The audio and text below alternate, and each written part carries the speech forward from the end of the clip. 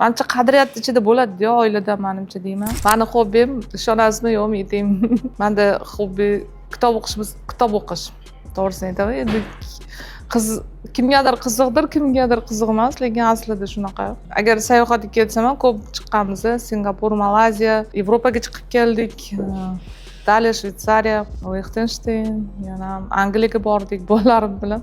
To'g'risini aytsam, o'sha yerda ham kitob olib ketganman. Endi yoshlikdan bu menimcha qadriyat ichida bo'ladi-ku oilada menimcha deyman. Adam rahmatli kitob o'qishni juda yaxshi ko'rardilar. Yoshligimizdan ko'rganmiz-da kitob o'qiganlarni. Har doim kitob uyimizda javonda ko'p kitob bo'lardi. Men opacham ham shunaqa ko'p kitob o'qirdi.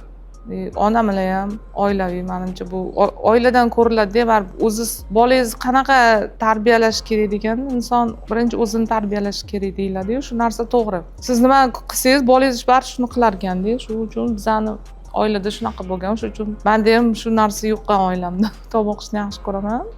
Har doim qanaqa men kiyim do'konlariga borib mazza qilgandan ko'ra, kitob do'koniga borsam ko'proq mazza qilaman.